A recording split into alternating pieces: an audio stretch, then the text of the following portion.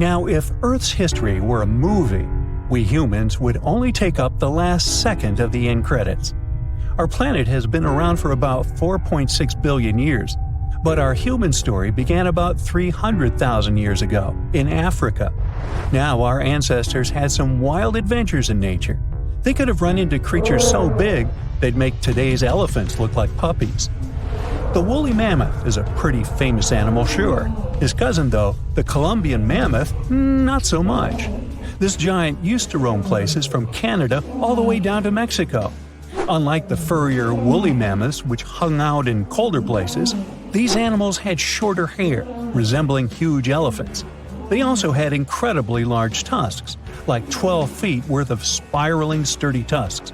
And they weren't just for show, they came in handy when facing predators. That includes our ancestors. If you think about sloths these days, you're picturing these adorably slow creatures. They couldn't possibly be in your list of most dangerous animals. Well, their grandparents might have. For starters, we call them ground sloths, and they vary a lot in size. Some were as big as rhinos, and others, like the Megatherium, were as colossal as elephants.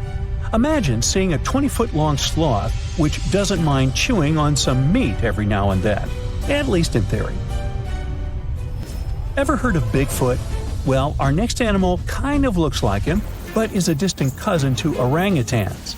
Meet Gigantopithecus, the largest primate to ever call our planet its home. Standing tall at 10 feet and weighing more than 600 pounds, these animals were amazing to look at in real life. Unlike Bigfoot, they weren't constantly hiding.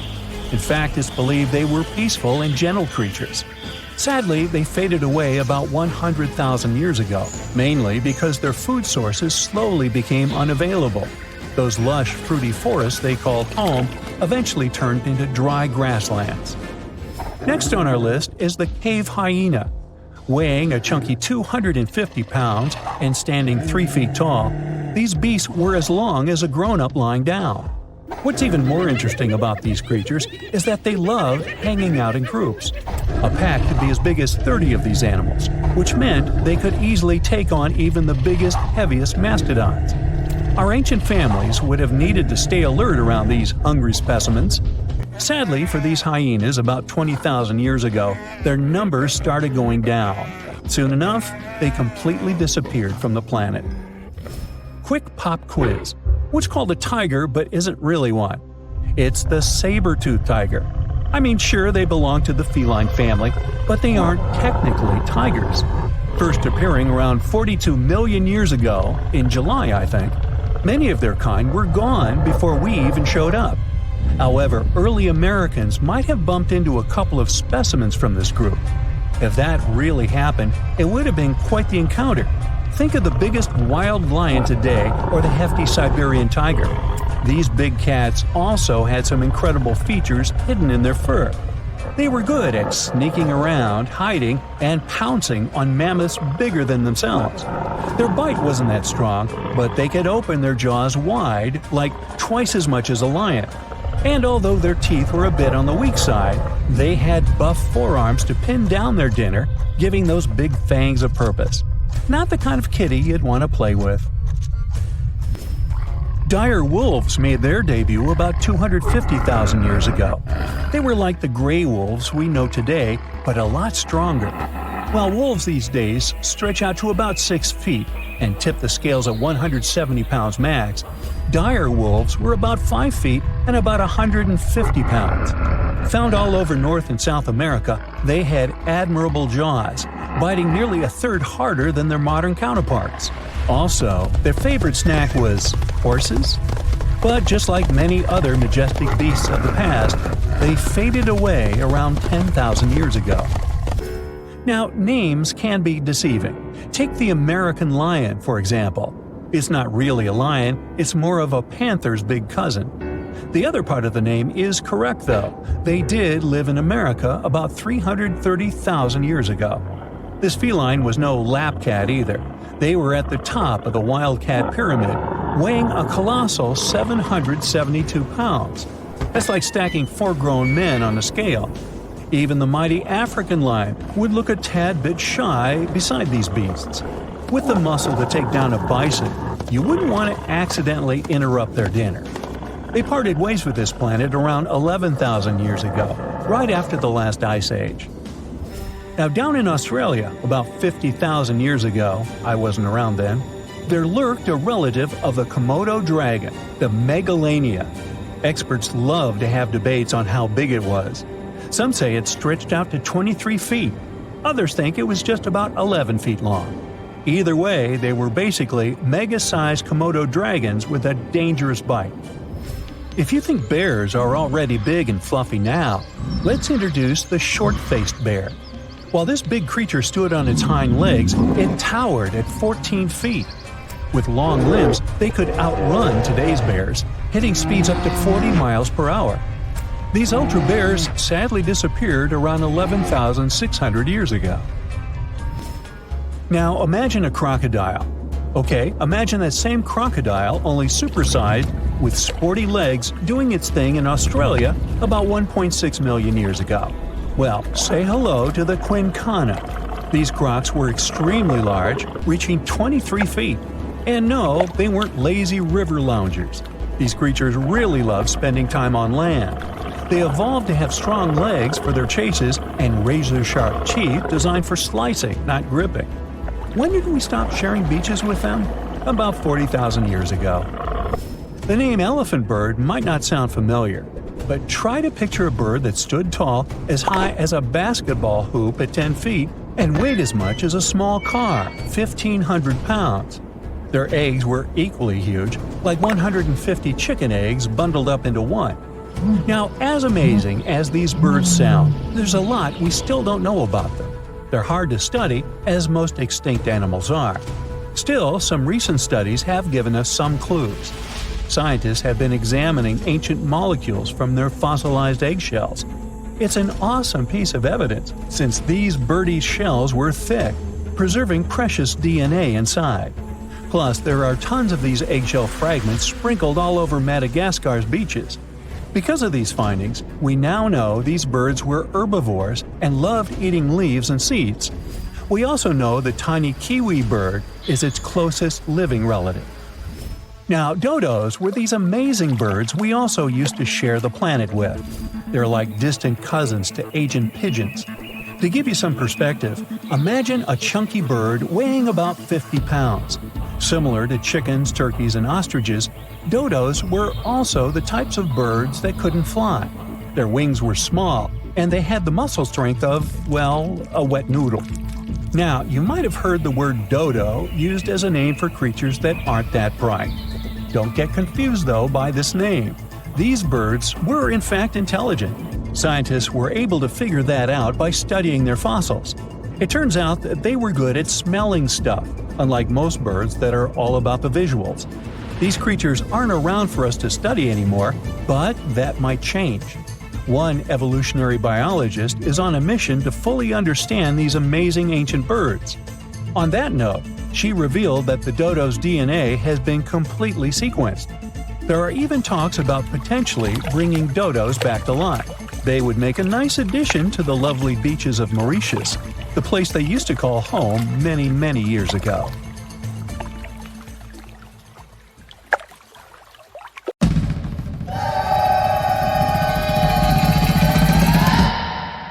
The liger is probably the most popular hybrid animal and an incredibly large cat. You won't see them in the wild. People most deliberately breed them. Lions and tigers don't even inhabit the same areas. So, a liger is a mix of a male lion and a female tiger, and they can grow to be very big in a pretty short period of time. They're actually the biggest cats in the world. Hercules, the largest recorded liger, is a real example of that. 922 pounds and 10.8 feet long. Imagine taking him for a walk. Ligers are mostly way bigger than either of their parents. In most cases, they behave and look more like lions than tigers. But they have some tiger traits too. For example, striped backs, and they're crazy about swimming. The taigen. Nobody could fault you for thinking the taigen and liger are basically the same animal. I mean, they're both a combination of tigers and lions, but a taigen comes from a crossbreeding of a male tiger and a female lion. They're usually smaller than their parents, and definitely much smaller than their giant, could you call them siblings? In most cases, they inherit charming looks from their tiger fathers, but they get some interesting traits from their mother's side too. For example, love for socialization and the ability to roar. Hands down, one of the rarest hybrid animals in the world are wolfins. These fellas are a mashup of a female bottlenose dolphin and a male false killer whale. Its name might make you think differently, but a false killer whale belongs to the dolphin family. They're not even related to killer whales. Wolfins are such an interesting 50-50 mix and balance of their parents. They have dark gray skin, the perfect blend of a black false killer whale and light gray dolphin skin. Dolphins have anywhere between 80 and 100 teeth. False killer whales have 44. And their hybrid young is halfway, with 66 teeth in total. What would it look like if algae and a slug paired? No need to imagine. You have a green sea slug to check the result. It lives in salt marshes in Canada and New England. And it's possibly the weirdest hybrid creature you'll see in this video, and in general. Part plant, part animal. So, some slugs seem to have been very sneaky while stealing the genes from innocent algae that they have eaten to enable them to look like this. Since they're partially a plant, they can produce the plant pigment called chlorophyll. That means these unusual slugs can even photosynthesize. That's the process plants use to turn sunlight into energy. So they produce their own molecules that contain energy without having to eat anything at all. When scientists first discovered it, a green sea slug was the first case of a multicellular animal that's able to produce chlorophyll. What do you get when you mix a male leopard and a female lion? You get an interesting hybrid called a lepin.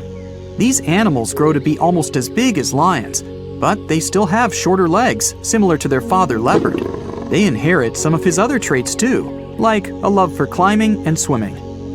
You can have a union with a male lion and a female leopard too, and the result is called a leopard. Male lions are usually around 10 feet long and weigh about 500 pounds. The female leopard is way smaller, only 5 feet long, with a weight of about 80 pounds. The difference in size here is too big, so this pairing really doesn't happen that often. Okay, how about a buffalo and a cow?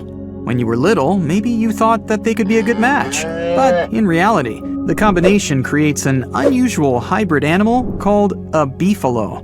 Not many types of hybrid animals can reproduce on their own, but a beefalo can do it. When a grizzly and a polar bear get together, it results in a growler bear, or grizzly bear, or grizzlar, whichever you like the most. You can see them even in the wild. These two types of bears have a mutual contempt for one another. Yep, they're not good at living together in a mutual habitat. But even though it's rare, the love can still happen and result in these cute caramel-colored hybrid growler bears. In most cases, they'll be a bit smaller than polar bears, on average 60 inches tall at the shoulder, and approximate weight 1,000 pounds. But they're well equipped for surviving in warmer climates, thanks to the genes they got from their grizzly family side. Now let's get to one pretty tough fella, the jag lion. As its name implies, it's the hybrid of a jaguar and a lion. We don't know much about these intriguing big cats because only a few of them exist. But there was an unintentional mixing between a black jaguar and a lioness, which eventually resulted in two jag lion cubs. One had a dark gray coat with black spots because of the dominant melanin gene black jaguars usually have. The other one had a lion color and the rosette pattern spots that remind you of a jaguar. Yep, you already know it. There are also ligwars, a hybrid of a female jaguar and a male lion. That's some colorful family. Speaking of wild cats, have you ever heard of a savanna cat? Savanna cats are in both categories of house pets and exotic hybrids, since they're a mix of a domestic cat and a wild African serval hybrid animal. We're talking about striking animals, almost as big as a domestic cat. But what gives them their exotic look are their tall bodies, slender forms, and spotted coats. These cats are extremely loyal, intelligent, and loving creatures. Here's one unexpected mixture, a zebroid. Technically, it's a name people use to describe a hybrid of a zebra and any equine species. But when you pair a zebra and a horse, their young is called a zorse. Zebra hybrids mostly look like whichever animals they've been crossbred with, but with the striped coat of a pure zebra. Most of these hybrid creatures don't even have fully striped coats. You can mostly see the stripes on non-white areas of their bodies and legs. Speaking of zebra hybrids, check out this adorable creature. It's called a zonkey, or zedonk, zebras, zenki, take your pick. They're mostly either tan, gray, or brown in color. You'll distinguish them by unique stripes that are darkest on their legs and belly. Unlike some hybrids, such as the liger, zonkies can normally live in the wild. In fact, that's where you can find them, living life to the fullest across savannas and open woodland, mostly in Africa. Can you guess what a geep is? Yep, a combination of goat and sheep, and definitely one of the most adorable and cuddliest hybrid creatures in this video. Geeps are very rare. Some experts even believe it's possible that they're not true hybrids, but just sheep with certain genetic abnormalities. After all, sheep and goats do carry different numbers of chromosomes, which means cross-species mixes are almost impossible. When a camel and a llama get together, you get a cute little thing called a kama. Similar to beefalo, the kama also produces the best economic traits of both its parents. The first one was born in 1998. Kamas don't have camel humps. Their body is covered in soft, fleecy fur, similar to their llama side of the family. They can drink big amounts of water at a time, so they can survive with almost no water at all for pretty long periods. The coy wolf is a hybrid where nothing looks that unusual to most people, since the coyote and the wolf are not that drastically different in their looks. After all, these two species only diverged around 200,000 years ago. Now they're still able to mate and bring coy wolf cubs to the world. People living in eastern Canada and the US might be familiar with these smart, adaptable animals that inhabit their forests, neighborhood parks, or sometimes even cities. These hybrids have emerged over the past century or so, and they've picked up the characteristics of both their parents. When a coy wolf is fully grown, it's somewhere in between the size of both parents, but it's also 55 pounds heavier than pure coyotes and has a bigger jaw, longer legs, smaller ears, and a bushier tail. Check out the narluga, an extremely rare creature whose parents are a narwhal and a beluga whale. It's a pretty strange animal, but far from being lonely, they mostly live in the North Atlantic. Scientists had suspected their existence for decades. In 1990, they found an unusual-looking whale skull located in an Inuit hunter's tool shed in Greenland. People from that area said that there were other similar-looking animals, and they fit the description of neither a beluga whale nor a narwhal. People said they had gray skin, narwhal-like tails, and beluga-like flippers. Narwhals and beluga whales are similar in size, and they share a family, the Monodontidae family. So it may not even be that surprising that they're able to successfully breed in the wild.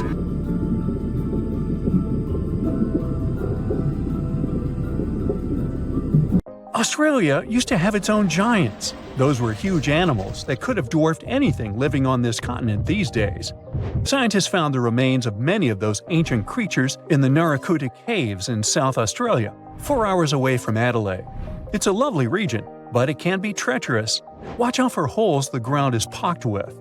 Known as pitfall traps, many of them are no wider than a coffee table. They're deep and plunge into the darkest of caverns. One of such caverns is called Victoria Fossil Cave, and it's a treasury that's been hiding the bones of around 45,000 animals for centuries. Some of the oldest bones belong to creatures far more terrifying than any animal you can encounter today. Those were the ancient Australian megafauna, huge beasts that roamed the continent during the Pleistocene epoch. During those, there were giant snakes, huge flightless birds, wombat-like creatures the size of a rhinoceros, and many others. One of the largest examples of the Australian megafauna scientists have discovered so far is the Diprotodon. That giant herbivorous creature was 10 feet long and 6.5 feet tall, and weighed more than 6,000 pounds, about as much as a small Asian elephant. Even though this terrifying beast didn't eat meat, It could have smashed other animals with its sheer weight. Scientists have found the remains of hundreds of such creatures all over Australia, so it's safe to say that no other animal from that time or in that location was larger than this giant. Despite its creepy appearance, the Diprotodon was a relative to the modern-day wombat, and those are known to sometimes pounce humans. The Diprotodon had toes that pointed inward and were well suited for digging burrows. On the other hand, Diprotodon was a giant, and it was unlikely that it used to do so. It was likely a trait it had inherited from its smaller burrowing ancestors, or it could have used its claws to search for roots. This theory is supported by the fact that the animal's pouch was facing backward. It prevented any dirt from collecting inside while the creature was digging. Since this animal was so big, it didn't have to worry much about predators. Up until 60,000 years ago, when the first humans appeared on the continent, full-grown Diprotodons only had to look out for creatures like the Quincana. Measuring in at a whopping 20 feet long, the Quincana was a land crocodile. It lived in Australia from around 20 million to 40,000 years ago. It disappeared along with most other mega creatures of the last ice age. It's thought to be the result of the first humans coming to the continent. Even though the Quincana was extremely fast and dangerous, it was possible that this creature got out-competed by human hunters who took all available prey. Unlike modern crocodiles that are mainly aquatic, that mighty beast was a land dweller. Scientists figured it out by studying the Quincana's legs. They were able to support and carry the body clear off the ground. It means there was no escape for ancient people once the Quincana spotted them. Modern crocodiles can only push themselves along on their bellies. Such an adaptation allowed the Quincana to chase its prey for long periods of time, exhausting it in the process. Another creepy feature of this ancient monster was its teeth. Aquatic crocs have conical teeth. Those are great for gripping and holding on to prey underwater. But Quincana had knife-like teeth, ideal for slicing soft-bodied animals like, mammals. Another Australian monster, Thylacoleo, wasn't all that large, but it didn't make it any less terrifying. It was still among the top predators and the biggest carnivorous animals in Australia. This creature was a true oddity of nature, even by prehistoric standards. First, its teeth resembled not those of a regular predator, but those of a rodent. Its front incisors were enlarged, taking the place of canines. Premolars were also shaped like blades. They were used for cutting flesh and bone. At first, scientists thought that Thylacoleo used those teeth to eat nuts and fruits. But later, a study showed that the use of such teeth was better suited on necks and spines. The jaws of this ancient creature were immensely powerful. A 220-pound Thylacoleo had a bite force similar to that of a present-day 550-pound lion. It means that the animal could easily bring down prey much larger than itself. Then there was Thylacoleo's tail. It had strong muscles which provided the animal with the ability to use the tail as support when tackling large prey. The Thylacoleo had retractable claws, and this feature is very uncommon among marsupials. It allowed the animal to keep its razor-sharp hooks from getting blunt and could help it get a better grip on its prey. Scientists are quite sure that, like today's leopards, the Thylacoleo could climb trees and jump on other animals from above. It was done so fast and stealthily, they never knew what hit them. The creature's rear feet support this theory. The first toe there was reduced, but the foot had a rough pad like what modern-day possums have. It allowed them to have a better grip while climbing. Right after scientists found the first skull of the Megalodons, this animal was classified as a lizard. That's why its name translates to small groomer. But after they discovered more complete fossils, it turned out that the Megalodons was a giant turtle. But that's not all. It was one of the largest land turtles to ever have existed. The main reason researchers initially believed the creature to be a lizard was the fact that its skull was adorned with a series of spikes.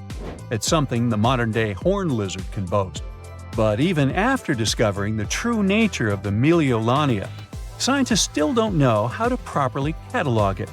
It might have been a creature that folded its neck under its spine, or it could have folded it to the side.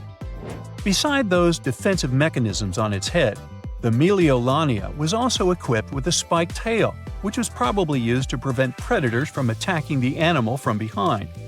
Most species of the Megalodons disappeared around 2,000 to 3,000 years ago because of humans who hunted them to extinction in both Australia and on the surrounding islands. It took around 2 centuries for these turtles to go extinct in that region of the globe. The Megalodon was a giant Australian lizard that existed at the end of the Pleistocene epoch. It looked like a Komodo dragon and the Australian monitor lizard, which are both believed to be Megalodon's closest living relatives. Fossils tell us that the ancient animal was anywhere from 15 to 26 feet in length. Ow! The youngest fossil remains of this ancient Australian monitor lizard date back to about 50,000 years ago. The first indigenous settlers must have encountered Megalodon, which led to the lizard's extinction.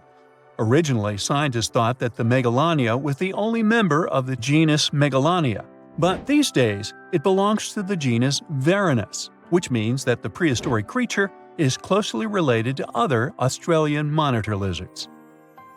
Our next giant creature on our list was once dubbed an ostrich on steroids. I mean, look at it. It was the last of the thunderbirds to go extinct in Australia. The Meganeura lived on the continent at the same time as early humans. They might have coexisted for 15,000 years or so before the huge bird eventually disappeared. This theory has some proof.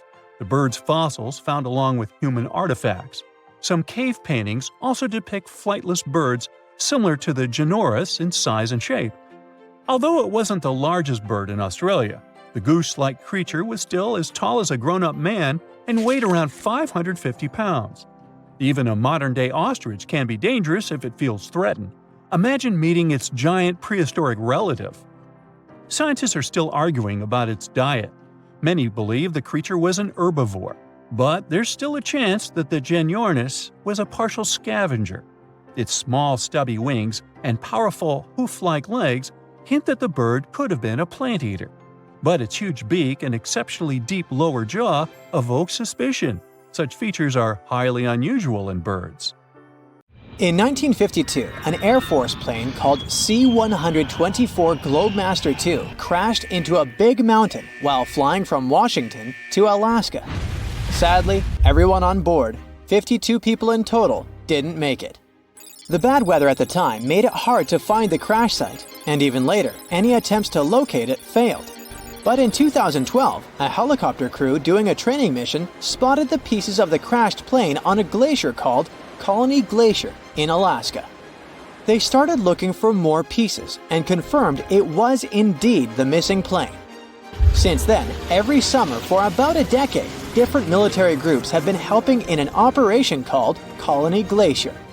They've managed to identify 40 out of the 52 people whose lives were lost in the crash. The soldiers taking part in this mission take their promise seriously to never leave a fallen comrade behind. They believe it's their duty to bring back those who didn't make it. Another discovery comes from the Alps. In 1991, some hikers exploring the picturesque Alps stumbled upon a human body. It was half frozen in ice at the top of a mountain pass between Italy and Austria. At first, the local police thought it might be a mountaineering accident. But in a few weeks, archaeologists started claiming that this guy might have lived more than 5,000 years ago. They eventually gave the frozen fellow the nickname Ötzi. He was named after the nearby Ötztal Valley. He's become quite famous as the oldest ice mummy on record. Ötzi's frozen state might not be as unique as we thought, and that's where things get really cool. Archaeologists have another theory. See, at first, everyone was convinced that Ötzi marked the start of a cooler period because he had been frozen in the ice without any interruptions since he had lost his life. Yet, over the past few decades, glaciers and ice patches worldwide have been melting away like ice cream on a hot summer day.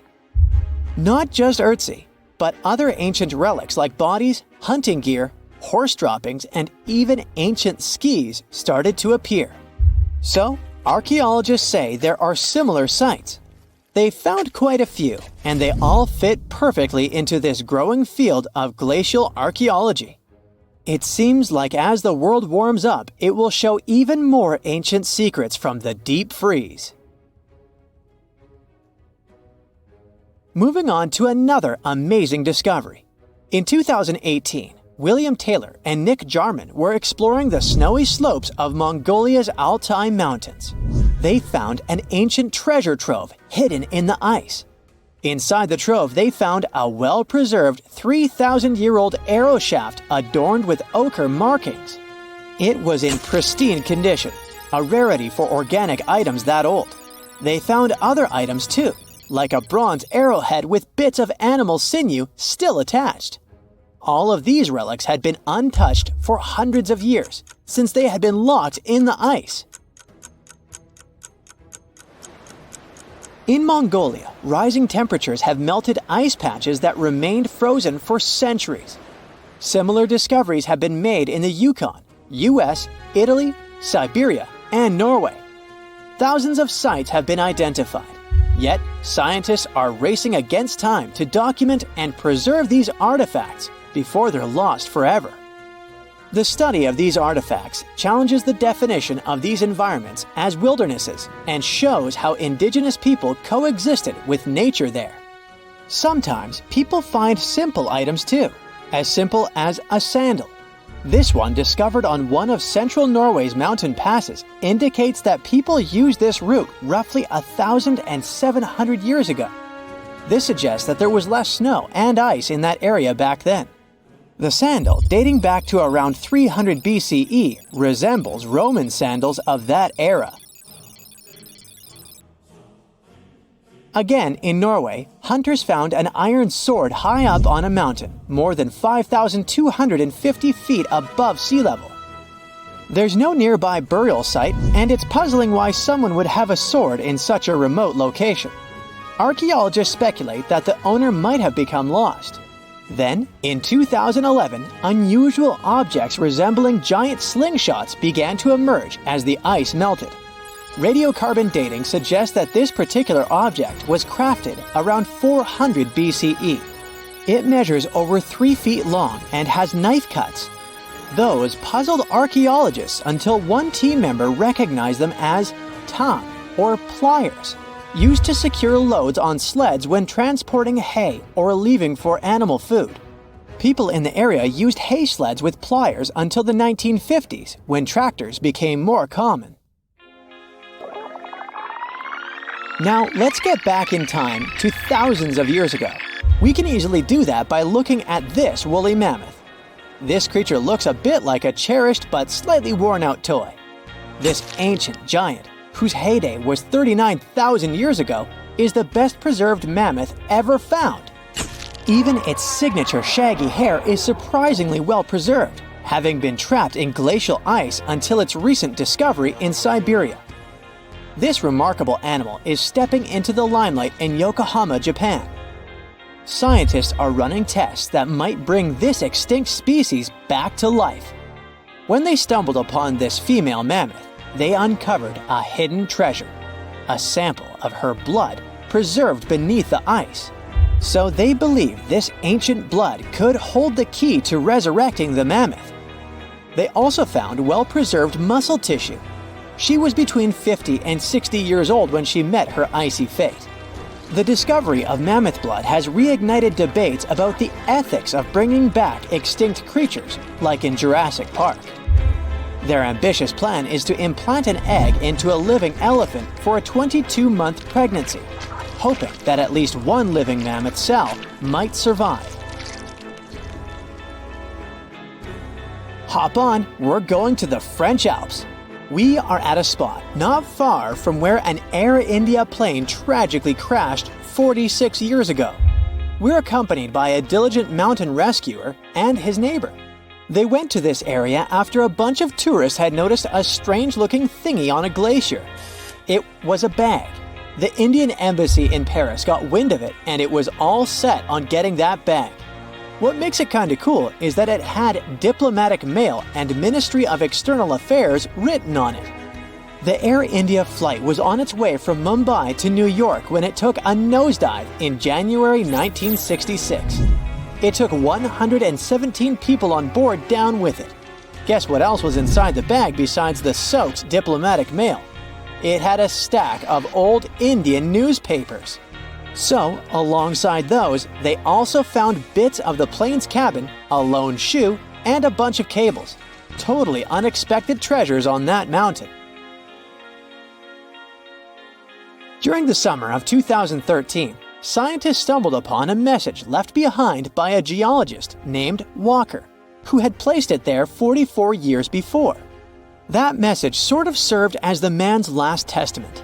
He passed away just a month after hiding the bottle in the rocks on the island. The content of the message was quite astounding. In 1959, Walker had measured the distance from those very stones to the glacier's edge, and it clocked in at a mere 167 feet. By 2013, that distance had ballooned to 400 feet. Researchers are convinced that this stark contrast between the two measurements underscores the consequences of ongoing global warming. Imagine the melting ice in Norway's mountains as a time machine revealing a treasure trove. Nearly 800 Viking artifacts tucked away for over 1,000 years have been unearthed. They give us a peek into the bustling trade networks of the Viking era and the critical role of the mountain passes in this ancient commerce. Among the finds are leather shoes, cozy woolen mittens, stylish tunics, feathered arrowheads, horseshoes, walking sticks, and kitchen gadgets from the Viking chef's toolkit. There are even Viking pack horse souvenirs. These artifacts provide us with insights into ancient travel habits and the peak times when those paths were bustling with activity, and give us a glimpse into the lives of adventurers. You call your beloved cat to have his dinner, Sir Scratchy. Suddenly, you hear loud stomping. The dishes on the dinner table clink with every thump. A painting's fallen off the wall. Is it an earthquake? No, that's a cat the size of a pony walking into the dining room. It needs 10 times as much food as the average cat. And it purrs like a tractor. No, Scratchy, stop rolling. You'll turn over the cupboard. Well, this is one possible scenario for the evolution of animals in the future. Climate, water, oxygen in the air, and even gravity are factors that influence the course of evolution. For example, scientists predict that some bird species will gradually lose their warm feathers. In the future, they will basically look like sphinx cats with beaks and wings. The same thing might happen to our pets. Gradually, their fur will become shorter until they're completely bald. Urban pests like pigeons and rats will become even bigger, the size of a cat. A few million years ago, rats were barely the size of your little finger. That's because they hid in small burrows and had to be nearly invisible to large predators. Now, they live in comfortable cellars that humans have built. They can create cozy nests there, and the large amount of food in trash cans keeps them from starving.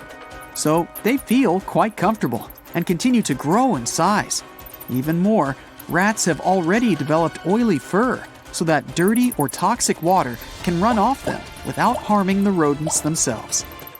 Plant-eating mammals, on the other hand, might have it worse. Their food will gradually diminish. With time, there will be fewer forests and greenery on the planet, and some plants will disappear altogether. Eventually, animals like deer, elephants, giraffes, and others will get smaller and smaller because of the lack of food. In addition to shrinking, mammals will have smaller eyes so they don't lose water from their bodies, and their ears will become larger to lose heat through them. Their tails will grow longer to swat away insects. As land mammals become smaller, birds will increase in size. That's because they'll be able to include shrinking animals in their diet, and the muscles of birds will become much stronger because they'll have to fly long distances in search of food. Animals in hot and dry places are more likely to learn how to get water from the air. To do so, they'll need long sails or skin flaps.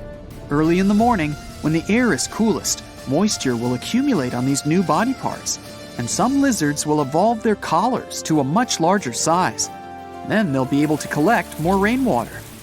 As for the marine world, we can already see some fish jumping out of the water to catch insects. In the course of evolution, fish fins may become longer and stronger so that they can leap further. And gradually, those fins will turn into wings to make them truly flying fish. Perhaps in the future, these fish will hunt small birds. To do that, they'll learn to hold their breath for longer and fly much higher. But the big fish and marine mammals will have a hard time. The ocean will heat up, and some species will begin to disappear. The largest inhabitant of the aquatic world, the blue whale, which is the size of 2 school buses, will shrink in size because there will be less food for it in the ocean. But the population of lizards and reptiles will thrive. They're good at absorbing heat. And with climate change, there will be more insects on our planet, which means more food for lizards. They'll start to increase in size. But now, they'll have to defend themselves against big birds. Their legs will become longer and stronger, so they'll be able to run a lot faster and not get eaten by a bird. And the insects? Well, they'll just explode. Insects will probably live in huge swarms and fly around looking for food. And they'll be angry and hungry because their usual source of food, mammals, will have either ceased to exist or shrunk in size. Humans will change too.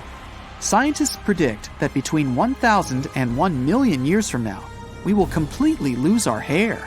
Our limbs will become thinner and longer, and will be about 7 feet tall. Our feet will most likely lose their toes because they're no longer needed to keep our balance.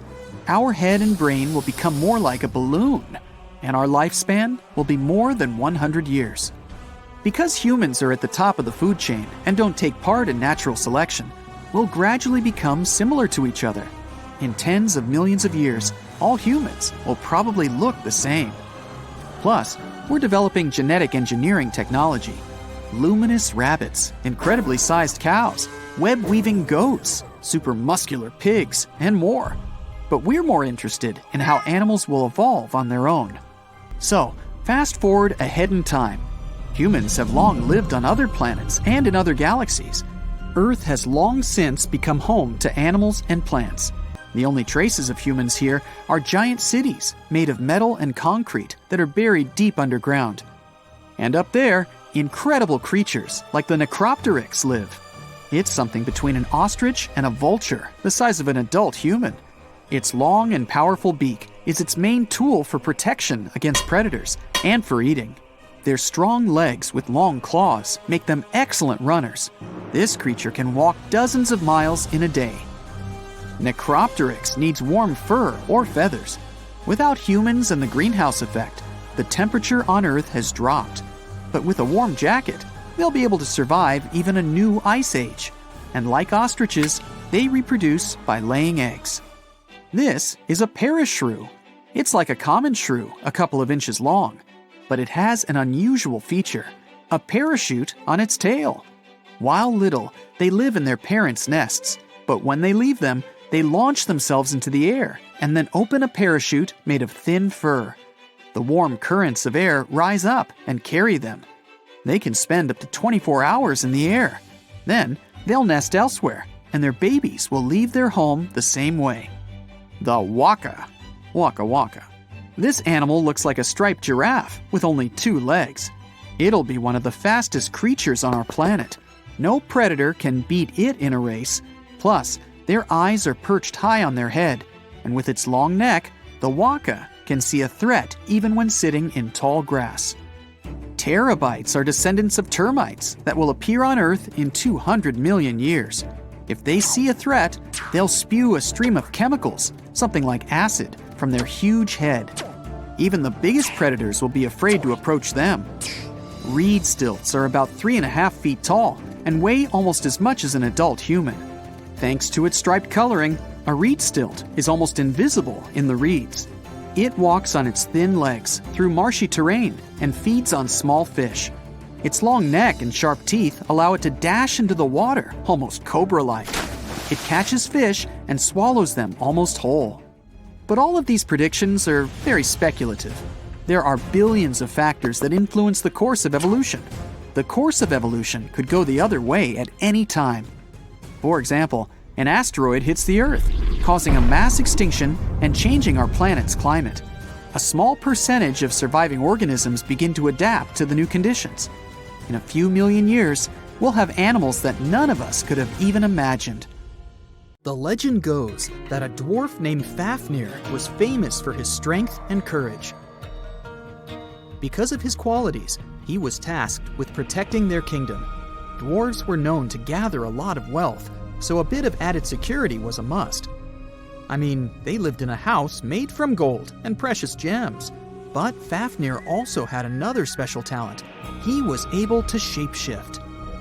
Tricked by Loki, the Norse spirit of mischief, Fafnir was taken over by his greed and the shine of his father's treasure.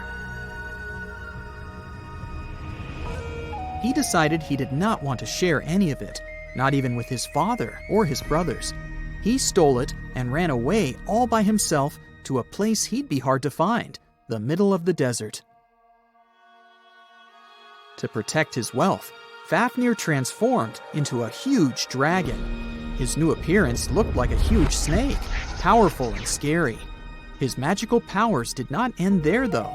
Because the dragon couldn't fly, he also spread poison all around his new home, so no one had a chance to survive if they wanted to take his gold away. Fafnir was soon defeated by a young hero named Sigurd. The legend of Fafnir tries to explain why family is more important than greed. It also shows the many magical powers dragons possess. But the most interesting part is that it's quite a good example of how dragons came to be in our tales. But hey, this is just one of the many stories mentioning dragons. Just switch on your TV or peek into any bookstore, and you'll surely stumble upon dragons somewhere. Variations of dragon-like creatures have been described in stories from all over the world, from Asia to Northern Europe. Most of these creatures are depicted with reptile-like bodies, wings, and claws. And the scariest trait of them all, they can breathe fire out of their mouths. The name of these creatures comes from the Latin word draconum, which translates to huge serpent. But let's take a trip down memory lane to see how it all started. An Asian historian, for example, discovered some fossils back in the 4th century BCE and decided that he'd stumbled upon dragons. It's easy to understand why he got so confused if you look at a fossilized Stegosaurus. It was 30 feet long, 14 feet tall, and covered in armored plates and spikes. The Nile crocodile might have gotten mistaken for a dragon too. It still exists today and lives in sub-Saharan Africa. But it may have been more popular in ancient times. When reaching maturity, Nile crocodiles can grow up to 18 feet long. But that's not all. It can even walk with its body off the ground, and some were even pictured standing on their 2 back legs. Goannas are dragon-like lizards that live in Australia. Large as they are, they also have razor-sharp teeth and claws, and are also known to even produce venom. It's easy to see why goannas may be the source for the Australian version of dragons. When humans first discovered whale bones back in the day, we had no idea these animals lived in the sea. Given their size, we surely must have thought they were dangerous. And because we rarely see whales, if we don't go underwater of course, they were poorly understood and easily mistaken for dragons too. Probably the most interesting source of dragon mythology is actually the human brain. In a book called An Instinct for Dragons, there was a theory which claimed that dragons existed in almost all ancient cultures because we had evolved to fear large predators to survive. We aren't the only mammals to do this. Monkeys have an innate fear of snakes and large cats too, for example. When you combine these natural traits with folklore, you get a lot of dragon stories everywhere, adapted to each region. Reptilian beasts with magical powers date back as far as the origins of human civilization itself. I'm talking about ancient Mesopotamia. Humans back then used to believe in all sorts of creatures, but their head spirit was Marduk, the patron of the city of Babylon. If you look at the artwork from back then, Marduk was depicted with a snake-like dragon at his side. It could be either nice or vengeful, depending on what mood it was in. If you want to sign up to become a dragon, the first thing they'll ask you at the interview will be if you can breathe fire, of course. so scientists have tried to look into some ways that could make it real for dragons to breathe out fire without damaging their throats. To do that, they examined the bombardier beetle. This eccentric insect can pack up some really hot substances in its belly. Once the creature gets bothered by something, it shoots out a fiery load of chemicals. In all fairness, it's not really fire, but it does burn, so it's close enough. Going back to dragons, they'd need to have similar glands in their throats to produce the same effect. But where do dragons come from? They didn't just appear out of nowhere, regardless of the source you consult. Some tales, like that of Fafnir, say that even humans can turn into dragons, but the most popular theory is that dragons start out as eggs. Some sources even draft a series of stages a dragon has to go through during its life. Everything starts with hatching. Dragons are said to eat their way out of those shells and break the sides of the egg. Then there's the wormling stage, which is what dragon specialists, or dragonologists if you like, call a newly hatched dragon. It's still small and weak, but don't worry, it can take care of itself pretty well. The rest of a dragon's life stages are pretty self-explanatory. There are grown-up dragons, then ancient ones. A dragon's life ends when it reaches the twilight stage. Some sources claim dragons never stopped growing. Others even say they never reach the end of their lives. They just pass on to another type of spiritual existence. Dragons are known to be the symbol of a lot of different things, but that all depends on their origin. In some regions of Asia, they are known to bring luck, power, and wealth. To become a powerful warrior in Britain, you'd need to first defeat a dragon. That's why you often see them on flags. The flag of Wales, for example, has a large red dragon on a green and white background. Western stories aren't as nice to dragons. They are often seen as evil and vengeful. Another myth associated with dragons is that they love gold and precious stones. This greedy side of their temperament seems to date back to ancient Greece, where dragons were tasked with guarding treasures. Some of these guarding dragons were seen in such tales as The Hobbit and in the Harry Potter series. As for dragons' magical abilities, they also vary a lot. Some were said to have blood with supernatural properties. Some were rumored to be able to speak. Others were famous for their wisdom. A lot of dragons in ancient literature could fly or shapeshift, even into humans. Some real-life creatures got their names thanks to bearing a resemblance to dragons, like the dragonfly that has more than 5,000 subspecies we know about. It got its name from folklore tales, as Europeans in the Middle Ages saw it as an evil insect. Dragonflies were accused of some really nasty things, like biting people's eyes and mouths. But the creature that resembles mythical dragons most is a reptile called the flying dragon. They're seen in wooded areas of Southeast Asia. They don't really have wings per se, but parts of their ribs are elongated to support some extra skin that allows them to leap through the air between trees. Those wings are also brightly colored and contrast with their brown bodies. Psst, run! Really, it's not safe out there. There's a saber-toothed tiger lurking around. You better be careful. What are you doing? Don't peek. Okay, just one little peek. How's this possible, you ask? That's because you're in virtual reality, of course. These cool but very dangerous-looking big cats were alive during the last ice age. What if they decided to show up at your doorstep out of nowhere? Knock knock, a saber-toothed tiger is waiting for you to buy its cookies. Meanwhile, the coelacanth, this massive-looking fish, comes from a lineage that's been around for over 300 million years. We thought they didn't exist anymore until 1938, that is, when a live coelacanth was found again. Since then, they've been roaming the waters of the east coast of Africa and the waters of Sulawesi, Indonesia. Man, I wouldn't want to go for a swim and meet one of these fellas face to face. Their jaw has an intercranial joint, which means their mouth opens up by a lot. This is so they can eat large prey, like me. Not good. They're huge too. Imagine a fish that's as long as you're tall and weighing as much as an average human. The takahe, a flightless bird, was thought to be gone in the year 1898. They're very cute, small and multicolored, usually not taller than your knee. But picture this.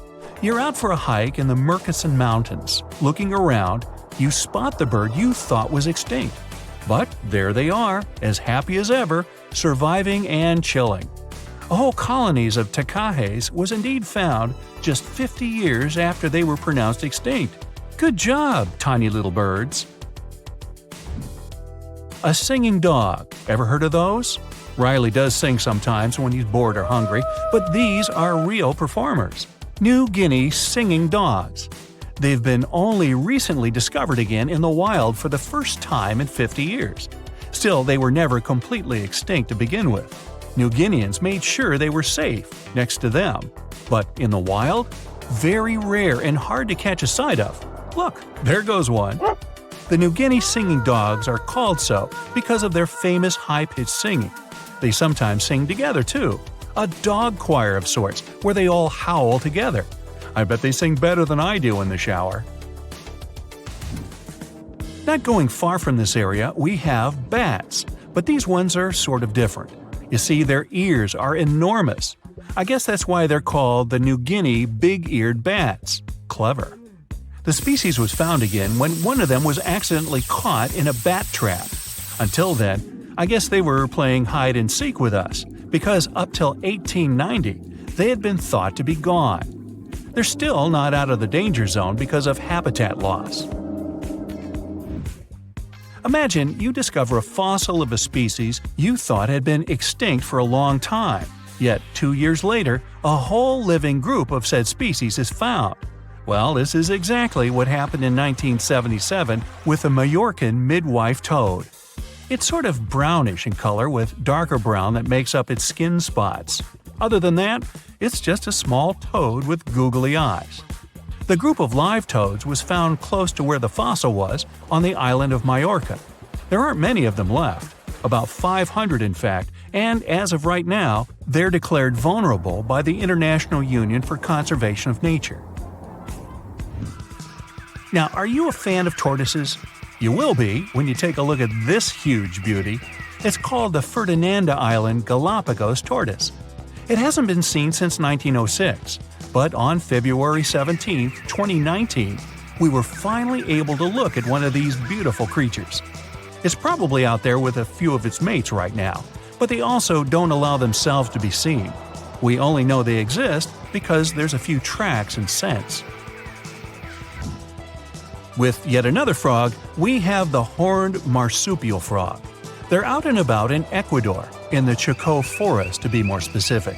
They're called this way because of their distinctive horns directly on top of their eyes.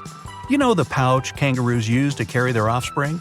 Well, the female horned marsupial frog also has that, except it's on the back, so it acts as sort of a backpack. They develop their embryos there, and when they're ready to come out, they hatch as complete infants, unlike regular frogs where they start out as tadpoles. One more toad, the starry night toad or harlequin toad. They're black and covered with loads of white spots all over them. Lost for 30 years, it was discovered back in 2019. Picture them as big bodyguards, water bodyguards to be exact. Oh, that's a very big toad on your screen. Well, for the Arhuaco people, that's exactly what they are, guardians of water. They also have their own name for them, Guna. Sounds like a cheese. When scientists found them yet again, they came across 30 of these little creatures, but initially, they were expecting only one. Well, what a nice surprise. Here's a tiger for you, although it doesn't quite look like your typical tiger. It's called the Tasmanian tiger, and it seemingly disappeared since 1936. But then, out of nowhere, people started seeing them out there in the wild just 5 years ago in 2016. They sort of resemble dogs more than tigers, or a fox maybe. Just take a look at its muzzle. Maybe even a mix of both. Then, a few others started popping up too. And if you happen to think you're seeing one right in front of you, but you're not quite sure, check if they've got stripes on their back. They're definitely out there, but still technically marked as extinct by the IUCN. Okay, picture a horse that looks straight out of a movie scene. Tiny, gorgeous fur, very well behaved. It's tiny, but it's not a pony. It's a Caspian horse. They have an interesting backstory to them. They were discovered by Louise Leyland, who got married to an aristocrat in 1957. Having moved to Tehran, Iran, she didn't quite like how the horses behaved there, so she took matters into her own hands. She took a few people with her, and off they went to the Caspian Sea mountain. And in there, they found 3 of these beautiful tiny little horses. Now, that's how the story goes. Coming up next, a possum that was found in an unexpected place. Guess where? You have 3 options to pick from: hiding in a ski resort, in the Australian outback, or in someone's apartment in the bathroom. Which one do you choose? You have 3 seconds. The right answer is a ski resort. Yes, this possum is called the mountain pygmy possum, and it's originating from Australia. So far, there are 3 different living populations of this tiny possum, but it was believed to be extinct until just 1966. There are fewer than 100 of them, so the IUCN has marked them as critically endangered. Also from Australia is the night parrot, an absolute delight to birdwatchers. Very beautiful, yet mysterious. These little fellas live in very remote areas. You can probably count on the fingers of your hand how many times these birds have been seen since they were found again in 1979. That's how rare they are. Have you ever seen a pygmy tarsier? Neither have I. It was only in 2008 that 3 of them were caught. Scientists don't really want to lose track of their movements again, so what they did was gift them with tiny little collars. This way they can live their life as happy as ever and will know they're safe. The last one I want to tell you about is the tree lobster, but as the name might mistakenly tell you, they're not really lobsters. They're just big black bugs with huge legs. Their extinction story is a sad one. In 1920, a cargo ship got stuck on Lord Howe Island, and it had rats aboard. These rats fled the ship and ran straight to land. Even though tree lobsters are bigger than most insects, they're still relatively small compared to rats. The poor things never stood a chance. Still, in 2004, life shone again for these distinct critters. A pair of Australian scientists were out and about on the island and came across 24 of them. All of them were living beneath one single shrub. Hey, if there's enough space for everyone, it's not small, it's cozy. Bottom line, it's better to be distinct than extinct. Don't you agree? You decided to go scuba diving for the first time. The water is clear and the sun is shining on the seabed. You take a few selfies and the fish swimming by when suddenly, the ocean goes pitch black. You look up and, oh my, what is that gigantic animal? It's definitely not a shark, not a whale. Is it a turtle? Yup, but fear not, it's not gonna hurt you.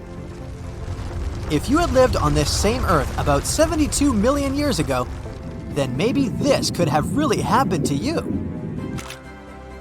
Scientists have recently found the fossils of a gigantic marine turtle that could have grown as big as 12 feet.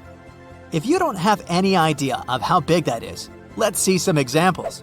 That's the average length of a hippopotamus, 6 golden retrievers, or 2 Michael Jordans stacked on top of each other. The turtle's scientific name is an homage to that old-school sea monster called Leviathan. Maybe you remember this from old-school history lessons. The Leviathan is supposedly a mythical creature that would swallow entire ships or people that were deemed too greedy by the creature. Can you imagine being swallowed by this humongous sea turtle? No, thank you. The fossils of this gigantic creature began to be excavated between 2016 and 2021, all the way in northeastern Spain.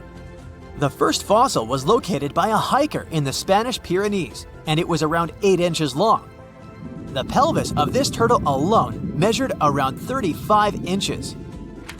It would definitely be one of the biggest turtles today if it hadn't gone extinct. FYI, the largest living sea turtles today can reach up to 6 feet in length, which is already pretty big. Now, how about a gigantic prehistoric scorpion? I bet most people here are not huge fans of these creatures, especially since they're poisonous, which is why the thought of a 9-foot-long aquatic scorpion might be the stuff of nightmares. Let's just say that if they hadn't gone extinct some 400 million years ago, lakes and rivers would be much more dangerous places for humans today. These gigantic insects were considered to be apex predators in their time, hunting everything from fish to other animals, even of their own kind. Yikes! I got goosebumps just imagining these creatures. Should we thank the asteroid that hit our planet now or later on in this video? Another prehistoric animal that would shock humans if it were still alive is the so-called Megatherium, a gigantic sloth. This huge sloth is believed to have grown up to 20 feet long, and its weight could be up to 8,000 pounds. It was found in the woodlands and grasslands of South America. The creature used to stand on its 2 feet in order to reach leaves on high branches. These giant sloths had huge claws. They helped them climb trees. I gotta say, I feel uncomfortable imagining these elephant-sized sloths climbing trees. Oh, of course, some dinosaurs will make our super-sized creatures list. But before that, here's a fun fact. Did you know some dinosaurs are still alive today? Scientists have proven that birds are classified as theropod dinosaurs. Such infamous creatures as the T-Rex and Velociraptor belonged to this group. I'm sure you've heard these names even before you watched Jurassic Park. The Velociraptor is that scary dino that breaks into the kitchen. Well, they evolved, gained some feathers, and turned into various species of birds we know today. That means that any bird from chickens to those little blue ones is a direct descendant of dinosaurs. Now, does the name Spinosaurus ring a bell? You can see this huge dinosaur in some museums today. Its fossils, I mean. The Spinosaurus was one of the biggest land predators to walk Earth. Actually, to walk its land and water, since scientists believe that this dino was semi-aquatic. It fed mostly on meat, which means humans would be its natural prey if it lived today. This meat-eating dino lived around 90 to 100 million years ago. It was about 60 feet long, 12 feet high, and weighed up to 22 tons. Its head was around the size of 8 bowling balls and was shaped like a crocodile's face. Basically, the Spinosaurus was a big African elephant with the face of a crocodile. Just kidding. But that would look funny though, wouldn't it? A much more attractive dino was this guy. It's considered to be the largest dinosaur that has ever lived on our planet. What made it so big was its extremely long neck and very long tail. You wouldn't want to stand behind this creature, believe me. If it decided to swish its tail, you'd get catapulted very far away. This creature lived around 100 million years ago, and its fossils were first found in Argentina around 2012. The dino measured 120 feet from head to tail, which made it almost as big as an American football field in width. And have I mentioned it weighed almost as much as a space shuttle? A staggering 75 tons. If it had been a carnivore, it would have probably been the greatest predator. But this big guy was a peaceful herbivore that had such a long neck that it could eat leaves from high trees. Cute, right? We must also talk about the Shastasaurus. As the name suggests, this animal is popularly known as the Mount Shasta lizard. Even though it was a marine reptile and probably never set foot on the mountain itself, This dino was usually around 23 feet long, but there was a specific strand of this species that could get as big as 69 feet long, about the size of the great blue whale. This made it the biggest marine reptile to have ever lived. A fun fact about the Shastasaurus is that scientists believe it didn't even have teeth, which means it could only feed on soft-bodied prey, such as squid, for example. The next animal on our list is the blue whale. Believe it or not, the biggest living animal on Earth actually started small. These days, the average mature blue whale can reach up to 100 feet in length and weigh up to 200 tons. That's more or less the weight of 40 elephants put together, or 30 Tyrannosaurus rexes, or 2,670 average-sized people. Blue whales have to eat up to 50 million calories per day to support that body. That's the equivalent of 30,000 Big Macs, just FYI. But blue whales weren't always this big. They actually evolved from a four-legged mammal that lived on Earth around 48 million years ago. Their ancestor was called Pakicetus, and it was only 6 feet long. Here's a fun fact. To be able to live in the water as one does today, the blue whale had to go through some intense adaptations. A blue whale can replace up to 80 to 90% of oxygen in its lungs each time it takes a breath. A human replaces only up to 15% for comparison. It allows these animals to dive for up to 1 hour at a time, down to a staggering depth of 330 feet. Elephants were bound to make the list.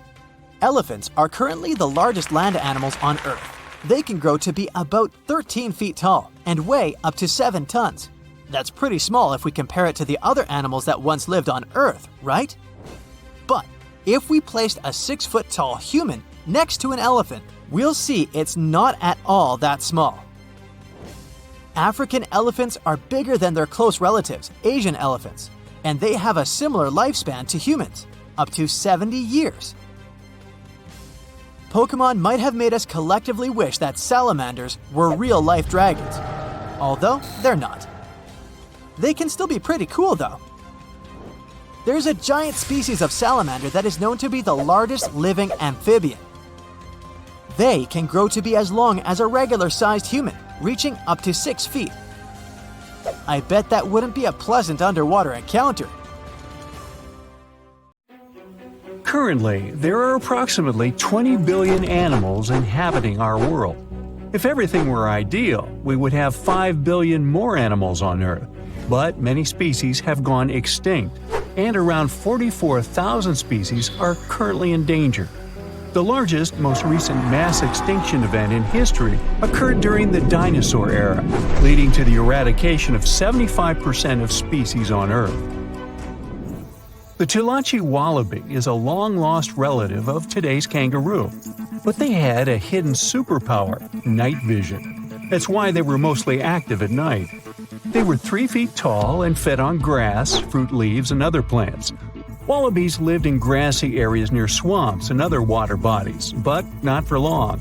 By the 19th century, their numbers had gone down, bringing them to the edge of extinction. Only 14 wallabies had been left in the wild by 1920.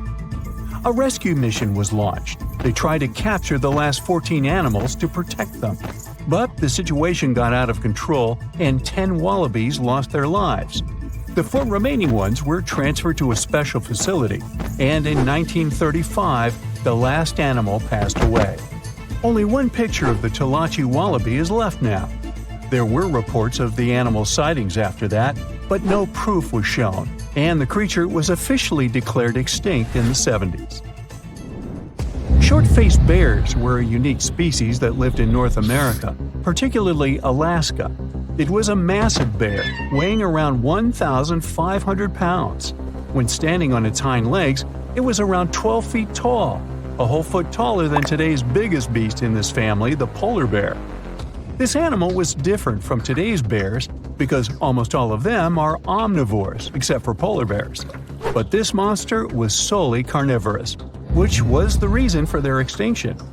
During the end of the Ice Age, many herbivores were gone, and those bears did not have enough food to survive.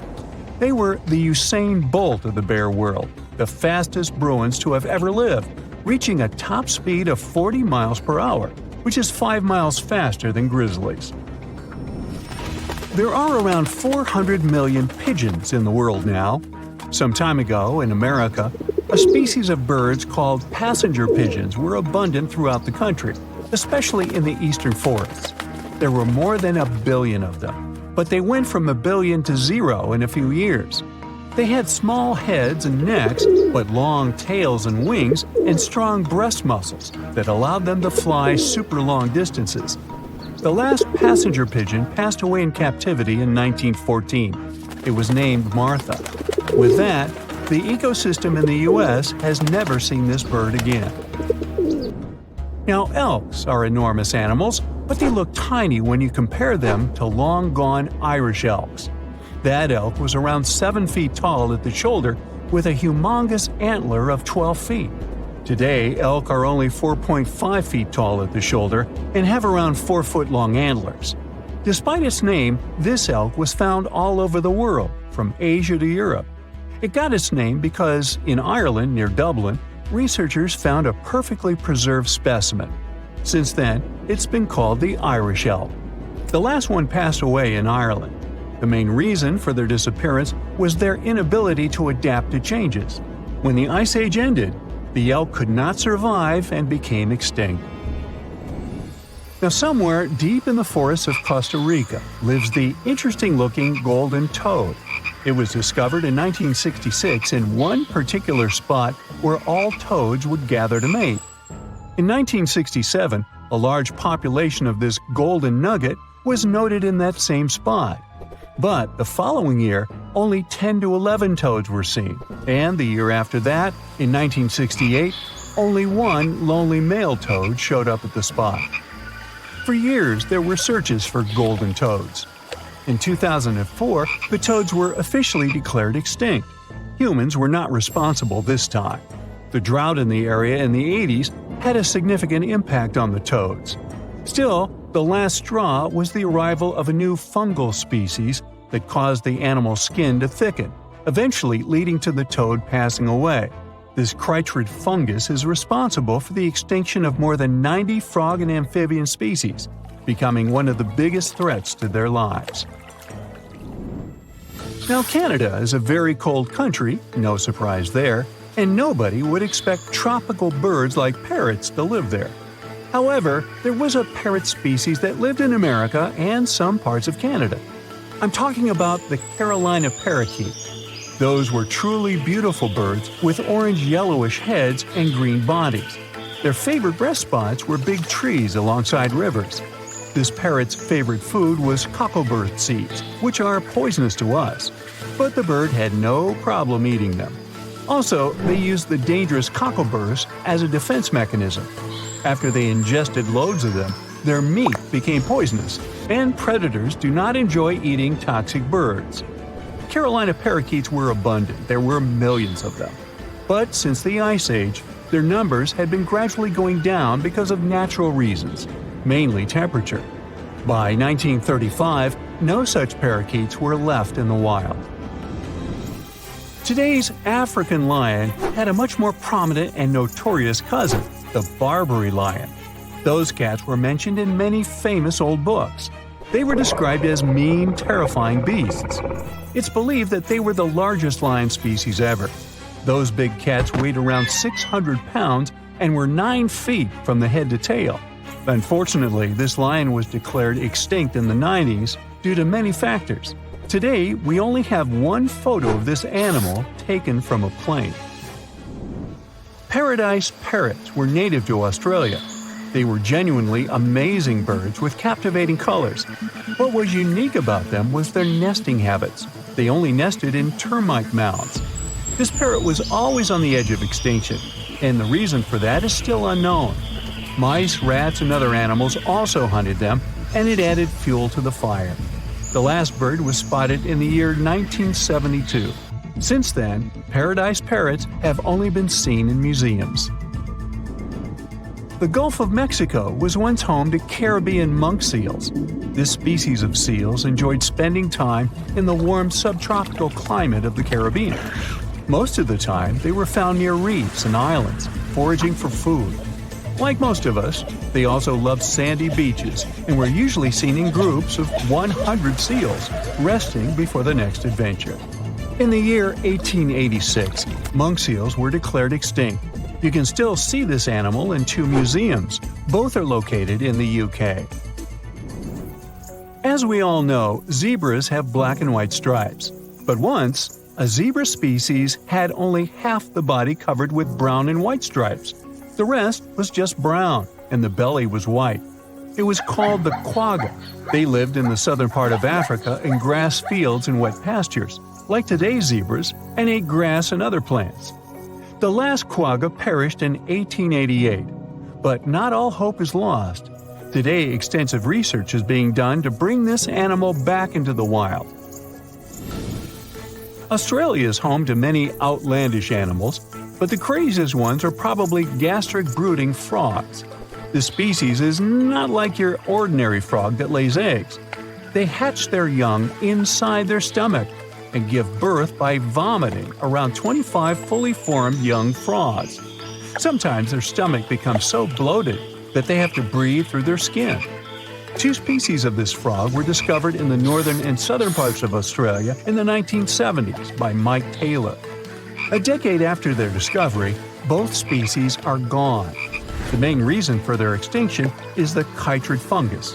Luckily for them, they're also part of a de-extinction program that's putting serious efforts into bringing them back into the wild. Today, I'm going to tell you about creatures that had unique features which allowed them to grow to incredible sizes. They were some of the most impressive animals to have ever existed on our planet. The Argentinosaurus is a genus of sauropod dinosaurs that lived approximately 97 million years ago in what is now South America. Scientists think it was one of the largest land animals ever, with a length of up to 100 feet and a weight of up to 100 tons. A farmer stumbled upon a giant leg bone while tending his cattle. That's how he discovered the first fossils of the Argentinosaurus in Argentina in 1987. Further excavations uncovered more bones, revealing a massive dinosaur that would have dwarfed most other animals of its time. The Spinosaurus, meaning spine lizard, is a genus of theropod dinosaur that lived around 97 million years ago in what is now North Africa. It is believed to be one of the largest carnivorous dinosaurs to ever exist, with a length of up to 60 feet and a weight of up to 23 tons. The Spinosaurus is known for its distinctive elongated sail-like structure on its back. It was likely used for thermoregulation. It also had long crocodile-like jaws that were lined with sharp teeth. This allowed the creature to catch and eat large prey, such as fish, crocodiles, and other dinosaurs. The first fossils of the Spinosaurus were discovered in Egypt in 1912. The sperm whale, Physeter macrocephalus, is a species of toothed whale that is the largest toothed predator on Earth. It also has the largest brain of any animal species. It is found in oceans all over the world and can dive to depths of up to 7,000 feet in search of food.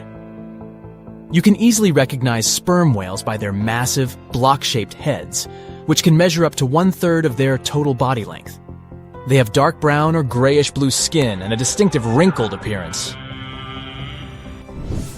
The Titanoboa is an extinct genus of a giant snake that lived approximately 58 million years ago.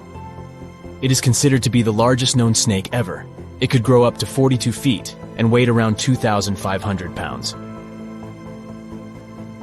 The first fossils of the Titanoboa were discovered in a coal mine in Colombia in 2004. This discovery meant a lot because it provided insights into the size and behavior of snakes during the Paleocene era, as well as the overall climate and ecosystem of the time.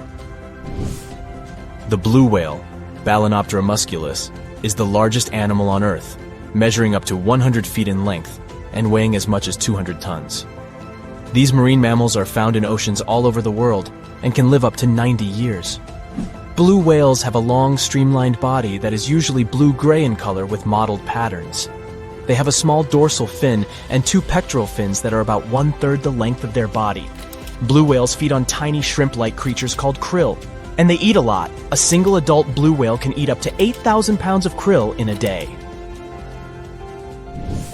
The Leadsichthus is an extinct genus of large, bony fish that lived during the Jurassic period, approximately 155 million years ago. It is believed to be one of the largest fish that have ever lived. Some estimates suggest that it could grow up to 55 feet in length. The first fossils of Leadsichthus were discovered in England in the 19th century, and more recent discoveries have been made in other parts of Europe, South America, and Africa. Despite its enormous size, the Leadsichthus was a filter feeder, similar to modern-day whale sharks, and likely fed on plankton and other small organisms. The creature did it by simply swimming with its enormous mouth open, filtering water through its gills. The pterodostro is an extinct species of flamingo-like birds that lived approximately 35 million years ago. They were relatively small birds with a wingspan of about 2-3 feet. And they were known for their distinctive long, narrow beaks equipped with comb-like structures used for filter feeding. The pterodostro lived in shallow bodies of water, like lakes and lagoons, and mostly fed on small crustaceans and other tiny organisms. The animal filtered them from the water using the comb-like structures on the inside of its beak while swimming through the water. The African elephant is the largest land animal on Earth and one of the most recognizable ones. There are 2 species of the African elephant, the savanna elephant, Loxodonta africana, and the forest elephant, Loxodonta cyclotis. You can see them in various parts of sub-Saharan Africa. These creatures can be identified by their large size, gray skin, and long trunks. African elephants can grow up to 13 feet tall and weigh up to 14,000 pounds, depending on the species and gender. How heavy is the largest living snake? How can a snake eat a whale? Get ready, I'm about to answer these questions. Before the last ice age, giant mammals like mammoths ruled the world. The modern animal kingdom we're familiar with was shaped around 55 million years ago. I mean, there were still 1,000-pound bear dogs living from Asia to America. But modern whales, for instance, began to appear later. I'm saying modern whales because, surprise, surprise, whales weren't always fully aquatic. The ancestors of the ocean's biggest animals once walked on dry land. They had 4 legs and lived on the coast. Now, I want to introduce you to a snake that used to eat these whales, the Paleophis, a genus of a marine snake. Scientists say it's hard to understand how big the Paleophis was due to its fragmentary fossil record. They assumed that it could have reached up to 40 feet long. Its fossils were found in different parts of the world, from England to Morocco and Virginia, USA. The Paleophis is extinct now, and sea snakes today are only about 1/4 of the size this majestic creature used to be. So no need to worry about this underwater monster. But there once was an even bigger snake, the Titan boa. It was around 50 feet long and most likely weighed over a ton. It used to live in what is now known as northeastern Colombia, around 60 to 58 million years ago. Scientists say that it mostly fed on fish. Another giant animal that lived in the past was the black Gigantopithecus. These primates aren't related to gorillas. They lived in the area of modern China. Some people believe that they're still alive, but so far, no one has laid eyes on them. Some people even go further and say that the stories of Bigfoot or Yeti are based on these animals. This rodent became extinct about 2 million years ago. Its main habitat was South America, more specifically, Uruguay. What's astonishing about this species is that it was the largest rodent ever known. It was bigger than a bull. Scientists believe that it weighed up to 1,000 pounds.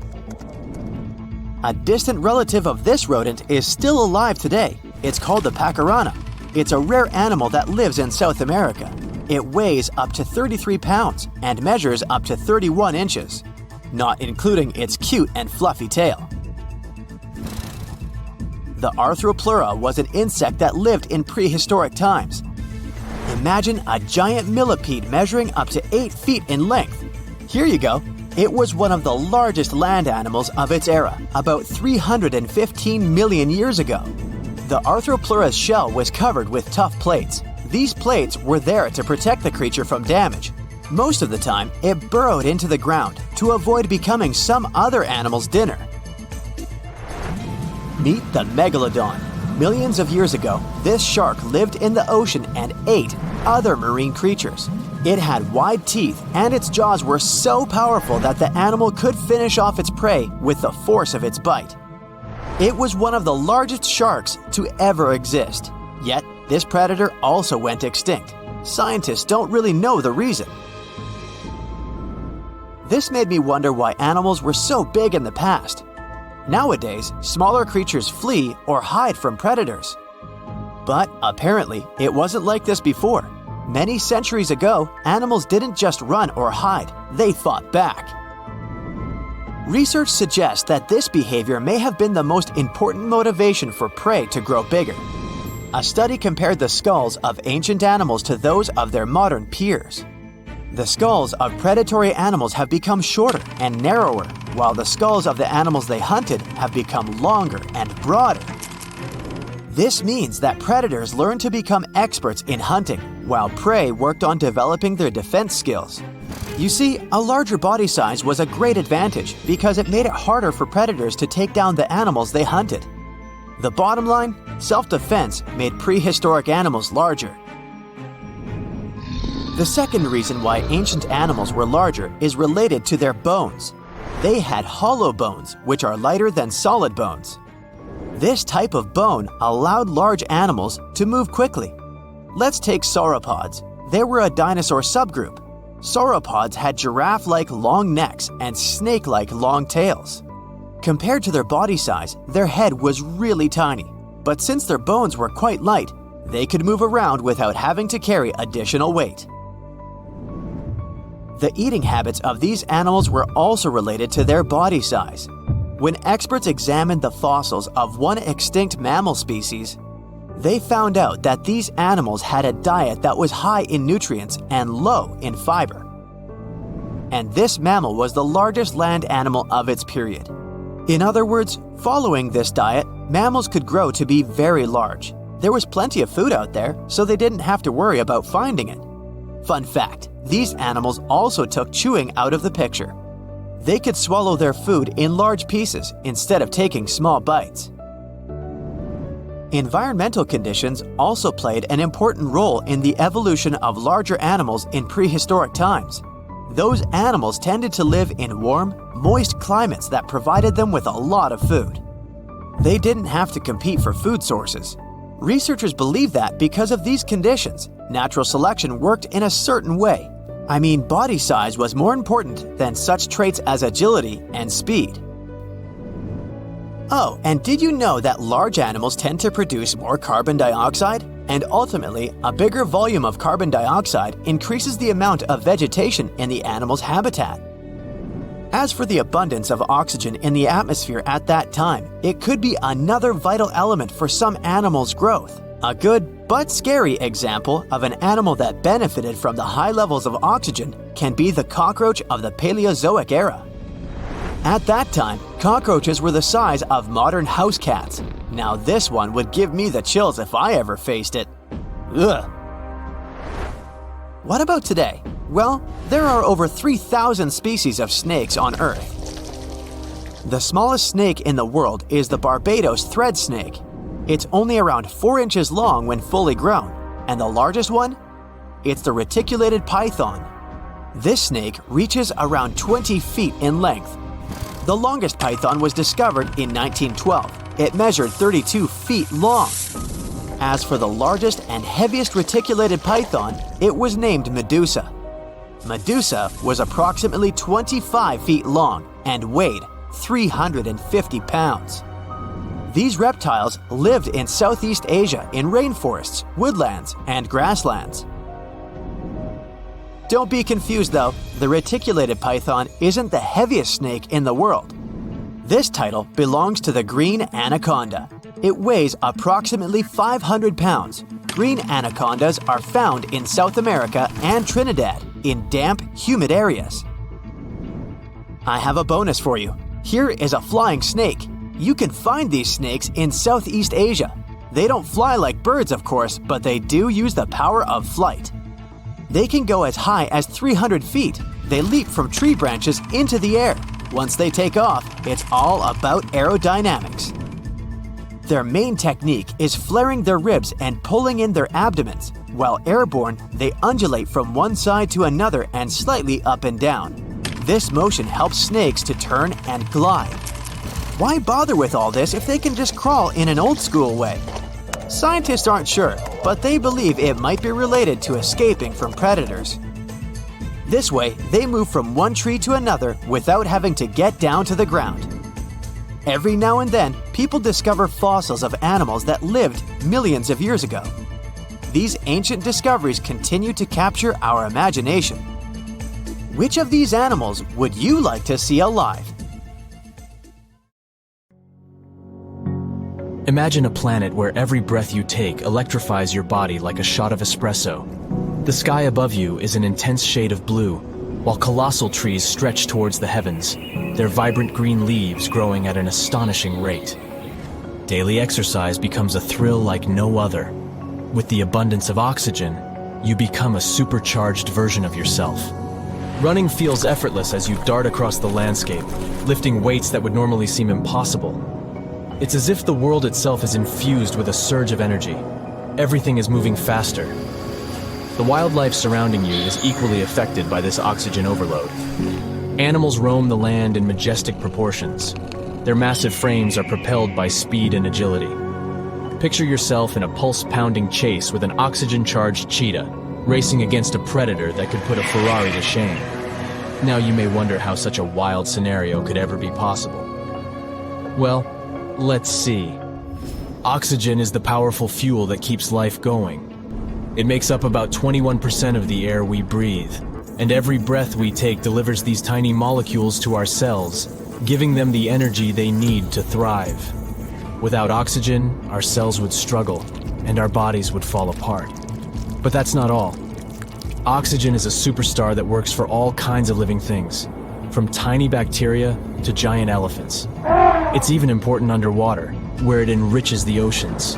Amazing creatures like plankton and algae produce lots of oxygen, creating a thriving underwater world. But to fully understand the impact of high oxygen levels on the planet, prepare for a journey back in time. Recently, scientists have made an astonishing discovery. They tested rocks from two different places that were really far apart. And can you believe it? These rocks held tiny pockets of gas that showed how oxygen levels shot up by almost a third in a very short time. It was like a breath of fresh air. So they studied these rocks and found that oxygen levels back then were much higher. Imagine lush landscapes, towering forests, and gigantic swamps that stretched as far as you could see. During the Carboniferous period, oxygen ruled the atmosphere at an impressive 20%, just like today. But over the next 50 million years, its levels shot up to a crazy 35%. Can you imagine what that did? As oxygen surged, something incredible happened. Huge forests grew all over the land, creating a breathtaking green world. And massive swamps took over low-lying areas, making the landscape look surreal and otherworldly. At the same time, carbon dioxide levels dropped. Normally, when things break down, microbes release carbon dioxide into the air. This gas acts like a warm blanket, trapping the sun's heat and raising temperatures. But in the mysterious swamps where these giant plants were buried, the microbes couldn't do their job. The result? The planet got really cold. Who would have thought that a breath of fresh air could have such power? The scientists are still trying to figure out why this happened. But one thing is certain, it wasn't just happening in one place. It was a worldwide phenomenon. It was like the planet was playing a funny game with the climate. But let's go even earlier. We see the first North American dinosaurs making their grand entrance. High oxygen levels are what gave a big boost to the rise of mighty dinosaurs in North America and beyond. Picture tropics filled with the magnificent giant creatures. Obviously, dinosaurs didn't just appear out of nowhere. They took advantage of a changing environment that was perfect for their evolution. Oxygen levels played a huge part in this dinosaur party. As oxygen levels rose, so did the size of these incredible creatures. They started small with predators like Chindosaurus, and soon after, huge dinosaurs like sauropods took over the land. Then, 65 million years ago, dinosaurs disappeared and mammals took over. And here's the interesting part. Mammals never grew as big as dinosaurs. So what's the explanation for this? Mammals, and humans are mammals too, by the way, are special because we can regulate our body temperature. But that comes at a cost. We need a lot of energy to stay warm compared to reptiles and dinosaurs. Dinosaurs didn't bother with temperature control, so they could focus on growing big. The biggest dinosaurs were 10 times larger than the largest mammals. It's like a game of anything you can do, I can do 10 times bigger. Dinosaurs might have had similar limitations with their sizes, but those were much less strict. Before the dinosaurs' extinction, mammals were very small. Many mammal species disappeared along with the dinosaurs. But survivors took advantage of the open ecosystem and rapidly diversified into various body sizes. However, after 42 million years of growth, mammals reached a size plateau. This happened on all continents, most likely because of the temperature and land area. Colder environments allowed mammals to grow larger. Balancing body size and heat became challenging. Land area also played a role in sustaining big populations. But making animals bigger isn't the only thing high oxygen can do. This humble gas is a true jack of all trades. It also acts as our loyal bodyguard, protecting us from harmful UV rays and other dangers from space. Without oxygen, we would be defenseless against space threats. Oxygen also has a fascinating role in shaping the weather. It teams up with its other atmospheric buddies to make the sky go wild with tornadoes, hurricanes, and thunderstorms. They mix and mingle in the air, creating just the right conditions for these exciting weather adventures to happen. And these adventures can be dangerous, but they serve an important purpose. They help distribute nutrients and organic matter, carrying soil, leaves, and debris to new places. So what if we decided to mess with nature and crank up the oxygen levels to crazy heights, 30%, 40%, or even 50%? Well, too much of a good thing can become dangerous. Oxygen toxicity is when too much of this gas causes big problems. It's like eating loads of candy. It's fun at first, but soon enough you'll regret it. Surprisingly, an overdose of oxygen can leave you struggling for breath, like a tired dancer in desperate need of a break. At first you might feel a burst of energy, but it doesn't last. Dizziness sets in, as if you've been spinning on the dance floor for hours without stopping. In extreme cases, too much oxygen can even harm your body, making you feel like you've crashed into a huge truck. So while oxygen is always with us, giving us life, it's important to appreciate its delicate balance. Don't put on your special breathing gear. Also, we wouldn't be the only creatures to suffer from this oxygen extravaganza. Mammals, for example, will struggle to adapt to these extreme levels. The balance of power among species will change drastically, and winners and losers will fight for survival in a world that's spinning out of control. And we'll need stronger shelters to deal with these gigantic animals. We'll have to stay nimble and avoid danger. Amidst all the chaos, there will be astonishing adaptations. Birds will fly higher than ever before, reaching heights that would amaze even the clouds. Also, get ready for more natural disasters and delicate ecosystems hanging in the balance. Fires will start quickly and rage fiercely, making wildfires a constant threat. Even a small spark from a campfire could cause disaster. We'll need to rethink our cooking and heating methods to stay safe in this oxygen-filled world. But let's not forget the other side of the oxygen story. If we had a planet with low oxygen, only around 15%, we would face a completely different struggle. Every breath would be difficult, leaving us tired and struggling for air. Physical activity would become extremely hard, and our memory and focus would suffer. So let's be grateful for the oxygen levels we have now. They're the perfect balance for us to thrive. In this exhilarating journey through an oxygen-rich world, we've experienced breathtaking wonders and discovered the delicate balance of our planet. Let's cherish the magic in every breath, respect the interplay of oxygen and life, and embrace the thrill of this remarkable ride called life. Now, our planet has gone through 5 mass extinctions. One of them was so bad, it wiped out over 95% of life forms on our planet. Scientists think they might have found the culprit: volcanoes. Scientists took some ancient rocks from a dozen global locations and found elevated levels of mercury, which was released by volcanoes millions of years ago. This points to volcanic eruptions as the probable cause of the Permian-Triassic extinction event. The mercury didn't just come from rocks, it was from the atmosphere. This means that when the volcanoes erupted, they released this poisonous gas into the air. They produced about 720,000 cubic miles of ash, vastly more than the infamous eruption of Mount St. Helens. The gas left a trace that marks one of history's most significant catastrophes, setting the stage for the age of dinosaurs. These eruptions most likely released mercury by igniting large coal deposits.